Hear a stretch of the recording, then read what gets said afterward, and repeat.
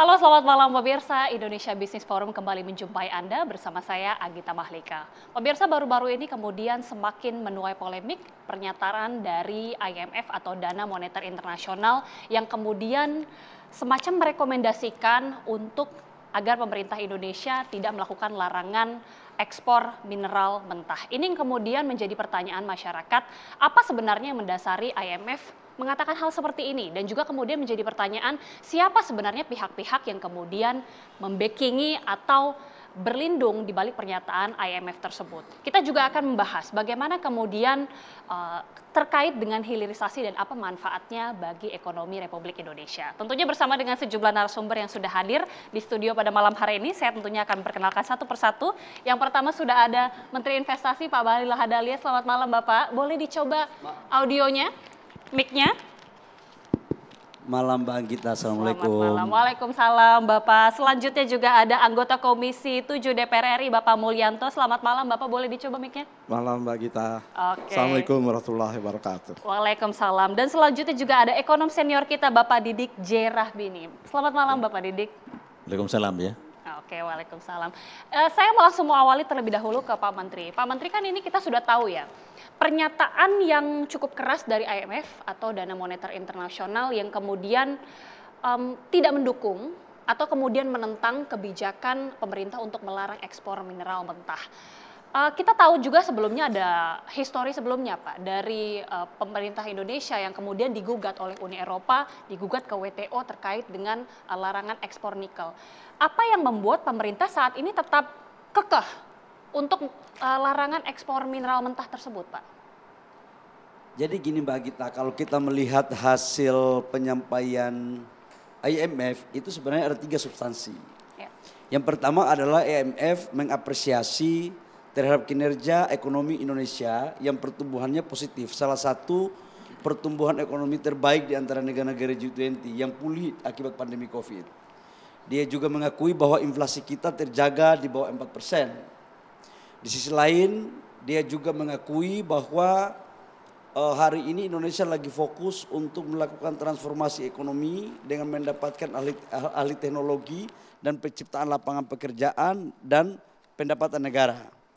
Tapi di sisi lain, nah ini dia mengatakan, merekomendasikan adalah agar meninjau kembali untuk pelarangan ekspor bahan mentah untuk kemudian dianggap merugikan negara. Ya. Jadi setelah saya membaca itu saya bilang, kok yang tahu negara ini kok lebih IMF lebih paham daripada negara kita. Saya yakin Pak Didi aja lebih nggak setuju daripada mungkin akan jauh lebih mengatakan tidak setuju dengan IMF daripada gua gitu kan. Jadi gini kita, saya mau sampaikan. Indonesia dalam perkembangan membuat arah kebijakan terhadap mempertahankan ekonomi kita itu berbagai variabel. Bahkan Pak Jokowi dalam merumuskan itu pada umumnya di luar kelaziman. Contoh menyangkut inflasi. Mengendalikan inflasi itu teorinya nggak ada. Selama ini diintervensi lewat moneter. Sekarang subsidi terhadap logistik. Nah itu salah satu yang dilakukan oleh Pak Jokowi. Yang kedua menyangkut dengan konsistensi hilirisasi. Jadi gini, kita ini dijajah 350 tahun oleh Belanda. Itu hanya karena persoalan komoditas kita. Dan ekspor kita dari sejak zaman penjajahan sampai dengan kemerdekaan sampai dengan 2010 itu masih mayoritas barang mentah. Maka nggak ada itu nilai tambah secara maksimal yang dilakukan. Lalu kemudian pemerintahan Pak Jokowi JK di awalnya itu di 2017-2018 itu mulai mengerange itu. Maka kemudian kita fokuskan full di 2019 dengan mengetes. Salah satu di antaranya adalah melarang ekspor ore nikel. Kenapa? Saya ini mantan pengusaha yang sekarang hari ini duduk menjadi anggota kabinet. Kalau mau cari duit cepat itu memang ekspor aja. Itu nggak perlu ada capex, nggak perlu ada transform teknologi, itu bisa kita lakukan dan mendapat keuntungan. Dan itu yang terjadi pada Freeport sekian puluh tahun, itu yang terjadi pada perusahaan-perusahaan asing yang masuk ke Indonesia mengelola sumber daya alam kita. Mereka semua kirim barang mentah dan kita tidak tahu apa turunan daripada barang mentah itu. Maka kemudian 2019, 2020 awal, saya masih ingat 4 hari saya masuk jadi anggota kabinet, saya diperintahkan untuk mengumumkan melarang ekspor ore nikel. Waktu itu orang demo saya semua. Apa yang terjadi Mbak? Ekspor kita 2017-2018 dari satu komoditas nikel itu hanya 3,3 miliar US dollar. Sekarang di 2022 akhir nilai ekspor kita untuk nikel akibat hilirisasi itu sudah mencapai 30 miliar US dollar, hampir kurang lebih 30 miliar US dollar. Tumbuh kurang lebih sekitar 10 kali lipat. Nah kemudian dalam hilirisasi ini jangan hanya dimaknai sebagai bagian hanya dalam konteks ekonomi. Tapi ini juga menyangkut kedaulatan bangsa Mbak Gita. Oke. Kenapa saya katakan kedaulatan bangsa? Ini IMF, Pak Prof, waktu saya masih mahasiswa, saya sering waktu itu Prof punya artikel ini. Salah satu yang merekomendasikan untuk industri kita sebagian ditutup waktu krisis tahun 97-98 ini IMF. Dirgantara kita ditutup, beberapa resep ekonominya ditutup, BLT dihentikan. Apa yang terjadi? Terjadi deindustrialisasi. Maka saya katakan bahwa IMF silakan aja membantu mendiagnosa bagi negara-negara yang ekonominya lagi susah. Jangan mendiagnosa Indonesia yang lagi sehat. Artinya diagnosa IMF dianggap Pak Menteri salah? Salah. Salah? Salah. Bukan salah lagi, ancur lele. Oke. Nggak usah dilayani aja. Saya kalau gitu mau Ya. minta langsung. Nggak, saya mau sampaikan tanggapan. begini. Ya, silakan. Jadi apa yang saya mau sampaikan bahwa apa yang dilakukan oleh Indonesia dalam konteks pelarangan ekspor komoditas ini pun sudah pada jalan yang tepat. Jalan yang benar dan ini menyangkut kedaulatan. Pak Presiden Jokowi mengatakan kepada saya, ketika kita melarang ekspor ore nikel, kita digugat oleh WTO, oleh Uni Eropa. Ya, pada tahun 2020. 2021. Apa kata Pak Presiden Jokowi mengatakan? Mas Bahlil, negara ini sudah merdeka. Kita merebut kemerdekaan ini dengan perjuangan. Berapa nyawa yang mati, berapa yang keturunan kita diperkosa oleh kakek nenek moyang kita, berapa yang kerja rodi. Kemerdekaan Indonesia itu beda dengan Malaysia dan Singapura. Itu pemberian, kita itu berjuang.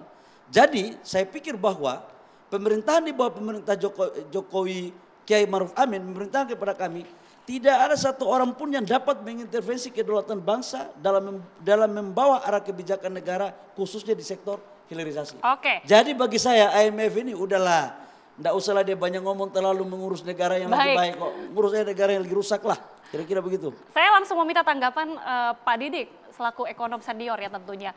Benarkah yang diungkapkan oleh Pak Menteri bahwa sebenarnya diagnosa IMF itu salah? Bahwa sebenarnya berdasarkan analisa untung rugi yang dikemukakan oleh IMF itu sebenarnya tidak relevan dengan apa yang terjadi nanti di Indonesia? Bukan hanya salah, nggak ada gunanya itu. Tidak ada gunanya? Seperti apa kemudian breakdown-nya Pak? Enggak, dulu IMF tuh cawe-cawe waktu kita lemah. Sekarang sudah bagus ya enggak. Menurut saya begini ya. IMF itu yang mengatur moneter dunia, kadang-kadang membantu, juga cawe-cawenya banyak dan ada mafianya di dalam ya. Tapi sekarang menurut saya Pak Bahlil ya Presiden ini kan sudah didukung banyak orang, walaupun teman-teman kritis ya, tetapi mendukung bahwa ini bagus, yang bagus kita nilai bagus, yang tidak kita nilai tidak. Jadi yang disebutkan Pak Bahlil itu tepatnya 33 miliar Pak ya, itu nilai ekspornya. Itu jauh lebih besar daripada tekstil yang menjadi mayoritas ekspor kita dulu, kayu, lapis dan seterusnya. Jadi ini harus diteruskan, tetapi mendapat kritik yang keras dari Pak Faisal. Nilai tambahnya kemana ya? Itu harus tetap dipertimbangkan dan harus jadi perhatian Presiden dan menteri-menterinya ya. Kalau ada pesan Presiden ada yang perlu melanjutkan ya monggo ya. Tetapi ini saya kira IMF itu jangan jadi faktor nanti yang merepotkan. Udah nggak usah didengerin aja, menurut saya tidak ada gunanya. Tidak usah didengarkan. Sebab kalau IMF kan di situ ada mafianya. Kalau negara siapa mafia? Sebenarnya pihak-pihak yaitu siapa negara-negara maju itu. Jadi IMF itu bukan lembaga netral. Di situ banyak kepentingan membonceng. Ya, di antaranya ya industri otomotif ingin mendapatkan yang lebih murah atau industri pendukung otomotif di Amerika, di Eropa ingin dapatkan yang murah, yang murah dan nilai tambahnya dari situ. Dan kita sudah pernah melakukan dulu rotan tidak boleh diekspor. Ya enggak, dulu pernah dan berhasil. Kemudian kakao pernah. Jadi ini bukan yang sekali. Jadi dalam hal ini sebenarnya orientasi IMF untuk merekomendasikan untuk menjual minyak mentah itu apa orientasinya sebenarnya? Minyak mentah? Ya, untuk maksud saya menjual mineral mentah. Ya dia kan memerlukan, nikel ini kan kita monopoli alamiah harusnya. Ya. Dan itu kita udah pakai undang-undang dasar kita saja bahwa ini bumi, air dan kekayaan untuk sebesar kemampuan rakyat. Ada banyak undang-undang seperti di undang-undang persaingan usaha. Ya, negara itu boleh mengatur monopoli untuk kepentingan rakyat. Monopoli ekspor maksudnya. Boleh mengekspor banyak, mengekspor sedikit atau mengurangi terserah. Jadi nanti saya kira tidak usah dilayani sebab kalau dia dilayani jadi kontroversi, menjadi tidak produktif nanti. Jadi Pak Bahlil sebagai menteri ini masukan sebagai sahabat terus saja. Saya diskusi ini kurang cocok juga karena setuju semua. Setuju semua ya. Jadi sebenarnya apa yang dilakukan oleh Pak Jokowi ini ekonom senior pun setuju. Jadi Kalau gitu, sebenarnya udah kalau gitu bagus saya mau minta ini. tanggapan dari DPR deh. Bagaimana Ya kalau kemudian bagus DPR-nya? kita dukung, tapi dengarkan juga kritik ya teman-teman ya. Iya. Kritik dari Teman-teman, DPR seperti Kritik apa? tetap Silakan. wajib ya untuk men-challenge. Kalau kami ini kan DPR RI apalagi PKS ini kan oposisi ya. Posisi terhadap konsep hilirisasi nggak seluruhnya kita setuju. Banyak yang kita tidak setuju. Namun terkait IMF cawe-cawe ini kita nggak bisa terima. Jadi ini terkait apa? Sebagai negara yang berdaulat, kita punya national interest yang khusus, ya kan? Kemudian geostrategi kita dengan pembangunan nasional merancang secara bertahap. Menurut saya sejak zaman Pak Habibie ya, yang namanya pembangunan dengan nilai tambah tinggi itu menjadi pilihan. Dan itu terus dilanjutkan. Nah, ketika kita berbicara sumber daya alam harus diolah sedemikian rupa sehingga punya nilai tambah, lalu ada multiplier efeknya terhadap ekonomi. Itu sudah dikumpulkan di dalam regulasi kita. Yang utamanya adalah undang-undang tentang minerba yang akhirnya direvisi Undang-Undang Minerba nomor 4 tahun 2000. Itu makin mengokohkan bahwa kita melarang, gitu kan? Melarang ekspor barang mentah, mineral mentah, ya kan? Walaupun terus terang saya punya kritik, kemarin Freeport masih diizinkan ekspor tembaga, makanya saya ngamuk, nggak bisa Pak Menteri ini termasuk di Rut Freeport, harusnya kan konsisten kita, bulan Juni stop ekspor konsentrat tembaga. Nikel kan lebih awal, ya kita melarang itu. Jadi saya rasa saya sepakat dengan Pak Didi ya, IMF kalau mau fair atau negara-negara lain mau fair, mau mendapat sumber biji yang lebih murah, tanamkan investasi di Indonesia. Jangan menggunakan tangan lembaga-lembaga multilateral untuk menekan Indonesia untuk mengubah kebijakannya, itu nggak fair. Datang ke sini pasti akan mendapat harga sesuai HPM, ya kan? Lebih murah itu, jauh murah.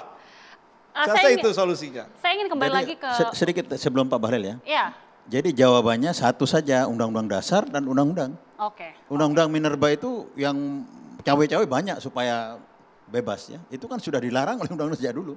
Oke. Itu Saya dukungan ingin untuk kembali bertanya ke Pak Menteri, namun kita harus jeda terlebih dahulu. Bapak-bapak, Indonesia Business Forum akan kembali sesaat lagi.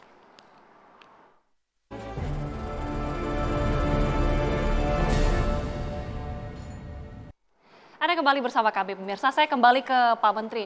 Pak Menteri, ini kan tadi kita sudah melihat ya tayangan sebelumnya, bahkan kita juga tahu historinya yang tadi sudah dikemukakan, Indonesia ini digugat oleh digugat oleh Uni Eropa ke World Trade Organization terkait dengan larangan ekspor nikel. Bagaimana kemudian jika bertentangan lagi dengan IMF? Bagaimana kemudian pemerintah ini bisa mempersiapkan diri Pak jika bertentangan dengan IMF, dengan Uni Eropa juga Pak? Begini, pertentangan perbedaan itu biasa aja. Kita itu selalu khawatir kalau kita itu dalam posisi lemah. Kalau kita dalam posisi tidak lemah, kenapa harus kita khawatir? Yang kedua, Indonesia struktur ekonomi makroekonomi kita ini kan lagi bagus. Dan jalan yang kita tempuh untuk hilirisasi ini adalah bagian yang harus kita jalankan secara konsisten. Dan ini pertumbuhan ekonomi kita bagus, itu juga bagian daripada multiplier efek daripada hilirisasi. Jadi menurut saya IMF ini kita anggap aja dan tiada ada atau tidak ada sama aja lah. Yang kedua kita kan gak ada punya utang sama dia. Terkecuali pemimpinnya banci. Kalau pemimpin Indonesia besok yang bisa digertak-gertak mungkin bisa. Tapi Pak Jokowi mana bisa digertak-gertak? Gak ada. Jadi perintah Pak Presiden Jokowi jelas bahwa kedaulatan dan konsistensi negara tidak bisa diintervensi oleh siapapun termasuk lembaga-lembaga internasional. Oke. Dan yang kedua, kamu harus, saya tadi menyambung dari Pak Didi, Pak Prof. Nikel ini sekarang menjadi komoditas rebutan dunia. Kenapa? Karena orang berbicara tentang green energy akan meninggalkan fosil, akan meninggalkan batu bara. Mobil ke depan itu mobil listrik. 2030 80% mobil dunia itu akan mobil listrik. Komponen dari mobil listrik itu 40% itu adalah baterai. Dan baterai itu komponennya adalah nikel, mangan, kobalt dan lithium. Indonesia mempunyai cadangan 20% dari total cadangan dunia. Inilah yang diperebutkan. Supaya apa? Indonesia maunya mereka adalah kirim aja material, bahan baku, nanti di negara mereka, negara-negara maju itu yang membangun industrinya. Bahkan menurut saya ini IMF ini tidak adil. Amerika itu melarang ekspor semikonduktor ke China.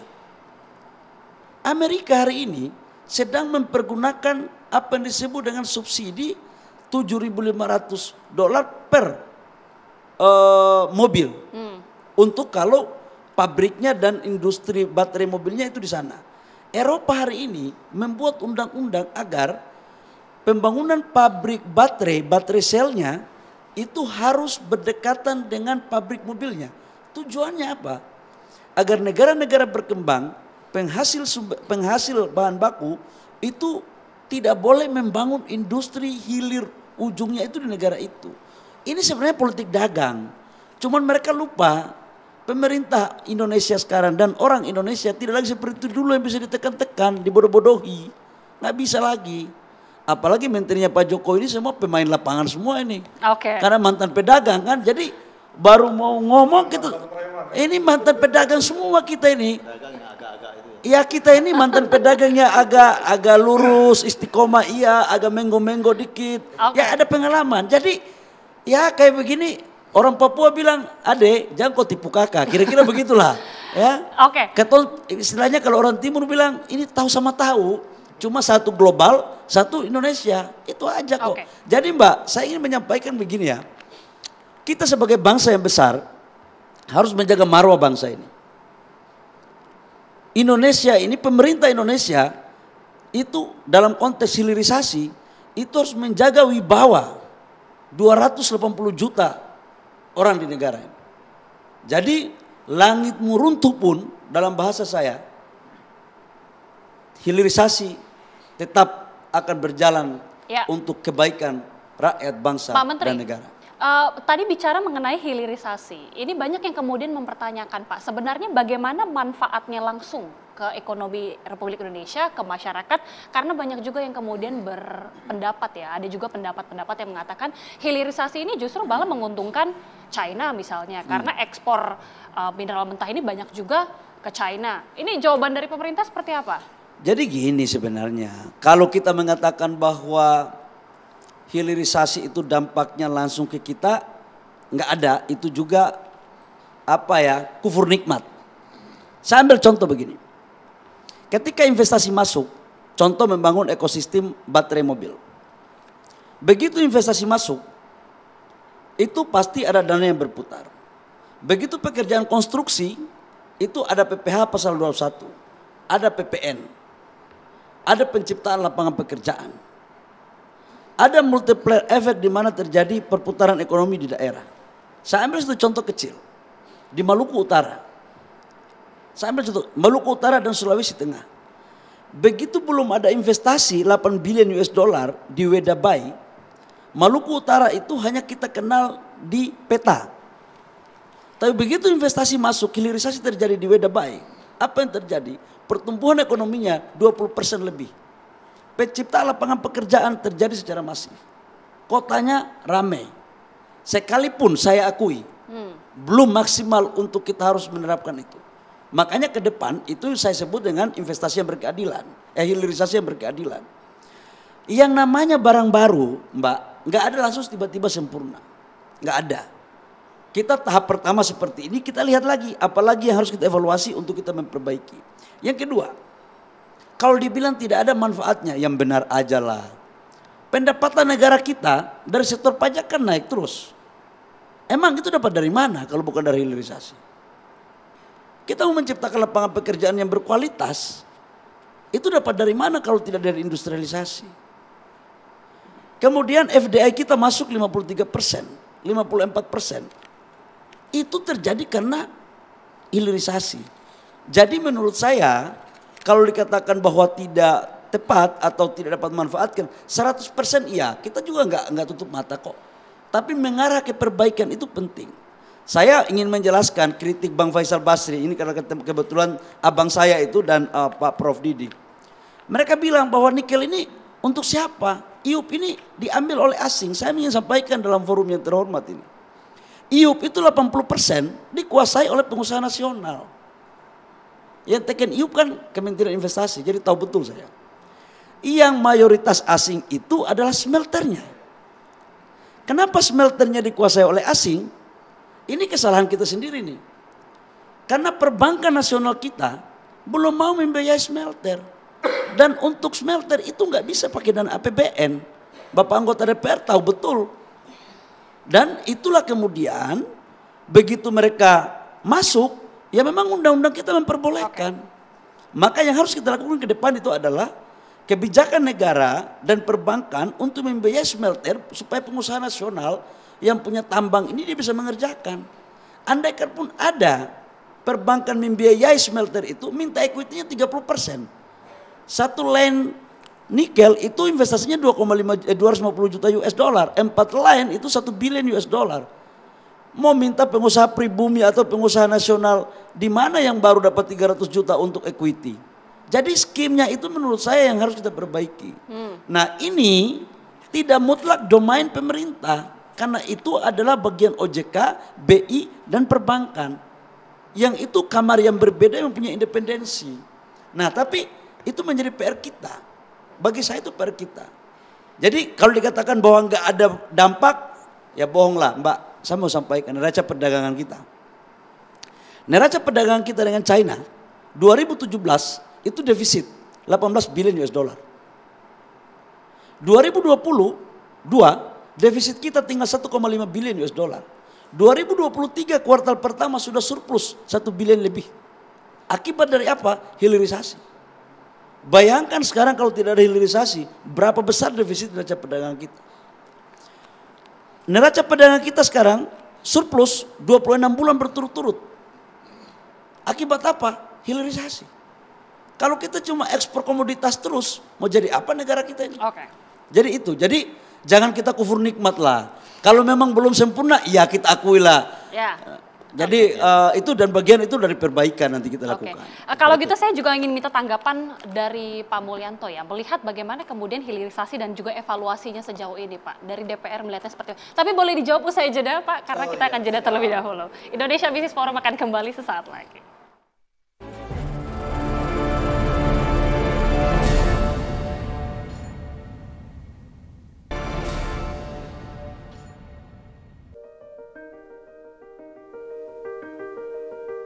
Ya, saya nggak setuju dengan penentangan IMF karena ini akan menghambat proses negara kita akan menjadi negara maju. Kita sebagai negara berkembang juga sebenarnya harus mulai mandiri ya. Jadi harus belajar untuk mengolah sumber daya alam sendiri gitu. Cuman yang jadi PR adalah gimana pengawasan sama ketegasan pemerintah. Kalau nggak diawasin kan kita malah rugi sendiri gitu. Seharusnya segala aturan mengenai kebijakan-kebijakan yang ada di Indonesia, dunia tidak berhak untuk mengatur Indonesia. Kita harusnya menentang sih ya, soalnya kita sendiri yang punya bahan baku udah bisa berkuasa untuk bikin produksi sendiri gitu loh. Ya itu dia tanggapan dari masyarakat. Indonesia ini harus mulai mandiri, tapi masalahnya bagaimana kemudian pengawasannya. Saya langsung ke Pak Mulyanto dari Komisi 7. Bicara tentang hilirisasi tadi ya, bagaimana kemudian hilirisasi ini bisa, tadi dikatakan bisa dinikmati oleh seluruh masyarakat, dari pengawasan DPR Komisi 7 seperti apa, evaluasinya juga seperti apa? Ya, tadi saya sudah sampaikan ya, idealita hilirisasi kita semua sepakat ya, hilirisasi adalah hal yang baik. Karena di sana ada nilai tambah, ada multiplier effect, ya kan?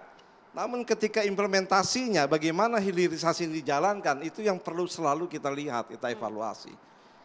Contoh yang sekarang misalnya, hilirisasi nikel. Kita selalu bertanya, memang devisa negara melalui ekspor nikel itu meningkat. Tadi angkanya 33 miliar ya. Tapi pertanyaannya, itu kan devisa, bukan penerimaan negara. Berapa sebenarnya penerimaan negara? Itu yang masih tanda tanya. Karena pajak ekspornya nihil. Ya kan? Ada kemudahan tax holiday, PPh badannya direduksi, PPN-nya direduksi, buruhnya dipermudah, termasuk buruh asing. Ya kan? Inputnya itu kan harganya ditetapkan melalui HPM. Ya kan? Harganya kan jauh berbeda dengan harga internasional. Berarti di saat inputnya sudah insentif, di saat proses ada insentif, pada saat ekspor ada insentif. Ya kan, untuk industri smelter, ya kan, insentifnya kebanyakan super duper, ya kan, lalu seberapa besar penerimaan negaranya, apalagi di Tenggarai devisa yang keluar itu diparkir di luar negeri dalam bentuk dolar, kan itu BI marah-marah kan. Persoalan ini yang harus kita sempurnakan, itu satu poin. Yang kedua, nikel sekarang itu sebagian besar itu diekspor dalam bentuk nikel pig iron dan ferronikel. Itu kandungannya 4-10% nikel. Ya, input masuk diolah kandungan nikelnya 1,8%.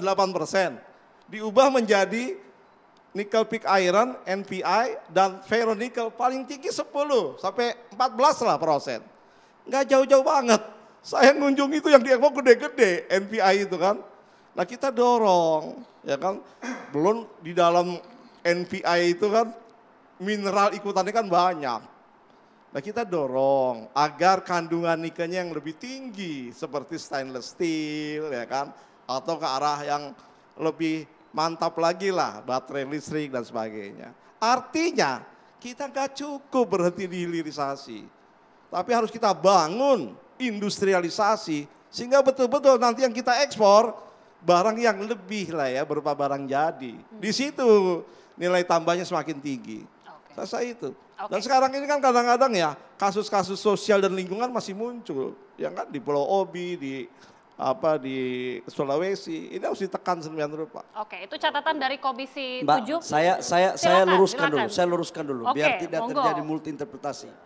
Yang pertama, PPN tidak pernah ada diskon. Harus clear dulu kita. Yang ada itu tax holiday. Oke. Kemudian yang kedua, dari mana dia negara mendapatkan pajak? Kalau perusahaan induknya memang dia mendapat tax holiday, tetapi kontraktornya di bawah, anak perusahaannya di bawah, itu tidak kita memberikan tax holiday. Jadi transaksi antar perusahaan PPN kena, PPh pasal 21 kena, itu satu. Jadi mohon maaf Bang, ada yang saya harus luruskan. Yang kedua, harga bahan baku, ini biar clear nih. Orang kan selalu mengatakan, NI 1,8 ekspor $80.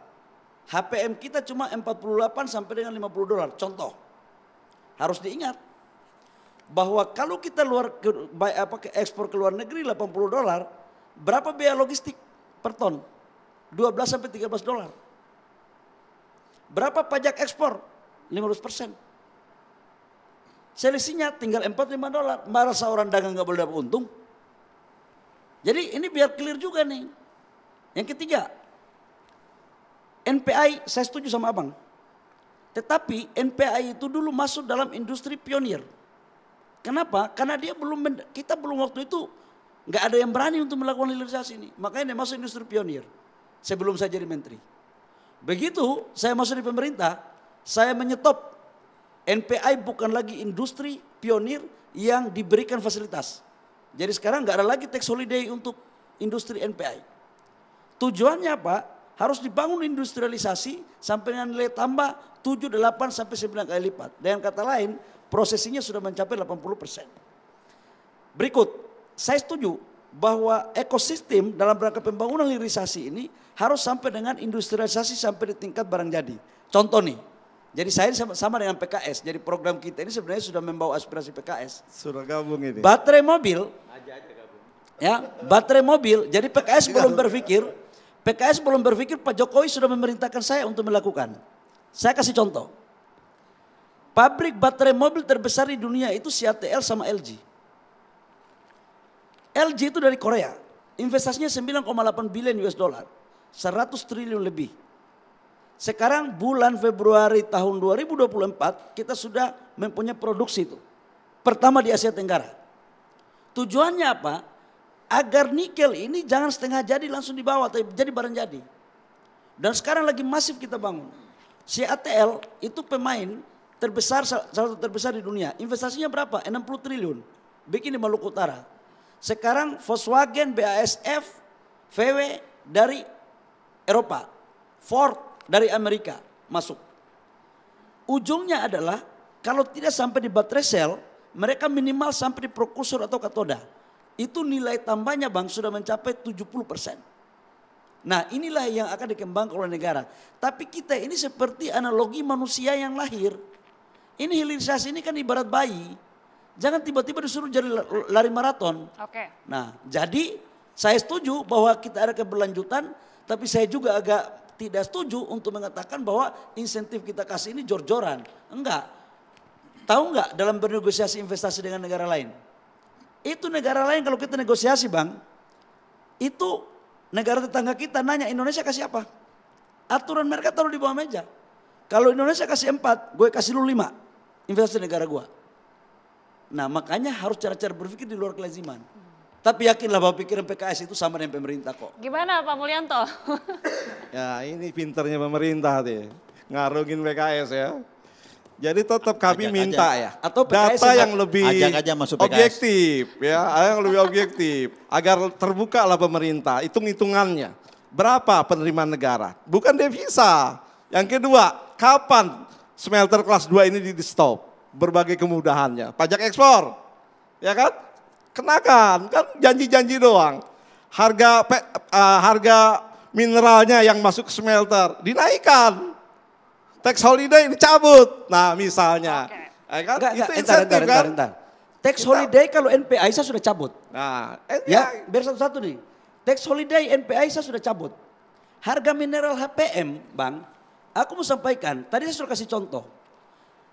$80 contoh ya, harga dunia, kita di sini $48, itu sama dengan sudah $80. Karena $80 itu orang mau jualan harus ada pajak ekspor 15%, harus ada biaya logistiknya.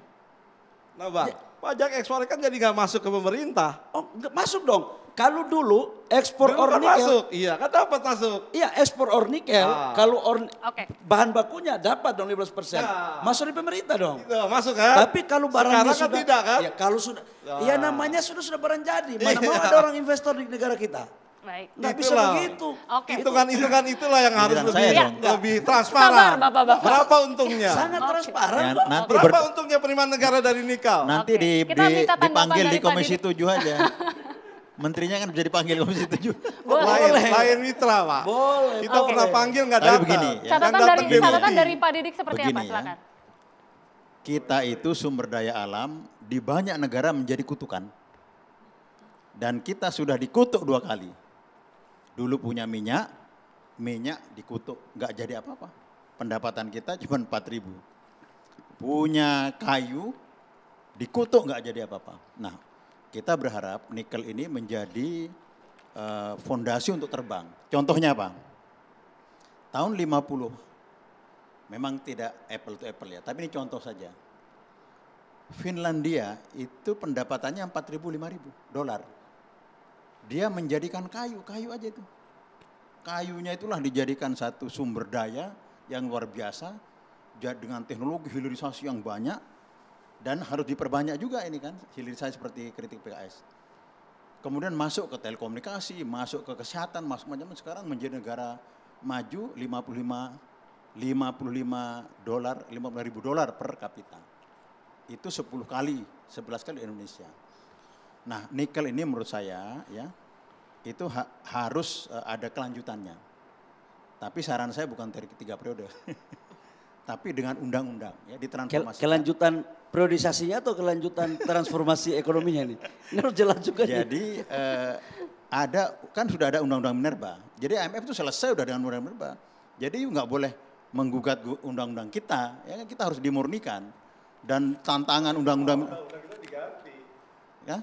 Nah sekarang harus ada, sebenarnya kita punya seperti Pak Habibie punya legasi pesawat terbang, tapi tidak bisa lanjut karena tidak ada grip untuk undang-undang. Sekarang kita bikin undang transformasi resource based industry, sehingga nikel ini menjadi amanah berikutnya untuk Presiden melanjutkan, karena ini kan luar biasa. Baru aja ore dan lain-lain yang baru dasar sudah 33 miliar. Ya. Itu bisa 100 miliar kalau diteruskan. Karena kan Korea sekarang dengan teknologi bisa 600, 700 miliar dolar. Ekspor kita 150, 200 miliar US dollar ya.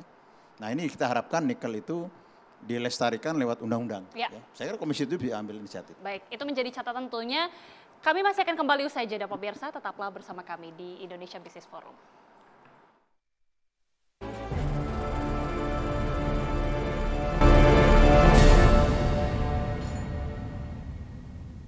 Baik, saya langsung ke Pak Menteri. Pak Menteri, bagaimana kemudian target dari pemerintah terkait dengan kebijakan hilirisasi ini, Pak? Singkat saja, Pak. Ya, kami dari pemerintah tetap insya Allah akan konsisten untuk tetap menjalankan, karena hilirisasi ini adalah salah satu instrumen penting untuk pertumbuhan ekonomi kita bagus, penciptaan lapangan pekerjaan, penciptaan nilai tambah, pendapatan negara. Dan satu lagi, hilirisasi inilah mengarah kepada industrialisasi karena menyangkut kedaulatan negara dan wibawa sebuah negara. Saya mau kasih contoh, tidak semua negara yang pendapatannya tinggi itu otomatis menjadi negara maju. Uni Emirat Arab pendapatan per kapitanya lebih tinggi ketimbang Korea. Tapi kenapa Korea menjadi negara maju? Karena dia membangun industrialisasi. Dia membangun teknologi yang begitu kuat. Jadi kalau negara kita ini mau maju, selain memang kita mengejar pendapatan per kapita, tapi industrialisasi, hilirisasi, nilai tambah, ini harus kita lakukan secara baik. Saya pikir itu. Dan sekali lagi, mau IMF kah, mau IMF kah, mau WTO kah, nggak ada urusan. Langit meruntuh pun tetap pemerintah konsisten untuk hilirisasi, tetap menjadi agenda utama Presiden Joko Widodo dan Kiai Maruf Amin. Oke, Pak Mulyanto, catatan untuk pemerintah terkait dengan kebijakan ini, Pak? Ya, saya pikir pemerintah harus terbuka lah secara lebih akurat. Berapa sih sebenarnya penerimaan negara dari hilirisasi?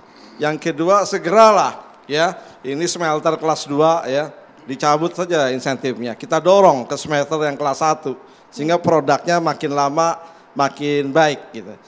Yang ketiga, kita berharap investasi ini harus terjadilah diversifikasi. Jangan hanya dari negara tertentu aja yang 80% lebih dengan dampak sosial politiknya, ya kan, termasuk tenaga kerja. Ini kan nggak bagus ya. Kita dorong agar negara-negara Eropa bisa masuk juga ke sini. Baik. Sehingga dia nggak pinjam tangan WTO atau IMF ya untuk nembakin kita. Selesai itu, Pak. Baik, terakhir Pak Didik. Ya, setuju Pak Menteri tadi, semua negara maju itu negara yang punya basis industri yang kuat. 20 tahun kita industri porsinya itu turun. Nah sekarang nikel bisa menjadi tanjakan untuk itu. Ya. Dan nilai dari industri itu harus ke pasar global agar punya devisa. Ya. Dan nilai devisa yang puluhan miliar sekarang itu bisa ditingkatkan menjadi 100 dengan pendalaman hilirisasi. Ya. Seperti dikritik oleh PKS, saya kira itu menjadi tugas tanggung jawab pemerintah ya, juga pemerintah selanjutnya. Dan saya mengajukan undang-undang transformasi resource based industry agar tidak berhenti di sini, dan pengusaha-pengusaha Indonesia itu sekarang sudah menikmati komoditi tanpa industrialisasi karena naik. Ngapain mau industrialisasi capek-capek? Sudah untungnya banyak. Dan kenaikan industri itu ada yang menghitung, Saudara Den Pardede, $1 triliun. Tapi itu lari nggak jadi negara industri. Karena kita dikutuk sejak minyak dulu, kemudian hutan, kayu, dan seterusnya. Contoh saya tadi Finlandia, tiru aja mereka. Terima kasih. Baik, terima kasih Pak Didik, terima kasih Pak Mulyanto, dan juga terima kasih Pak Menteri sudah bergabung bersama kami di Indonesia Business Forum. Dan demikian Indonesia Business Forum pemirsa, saya Agita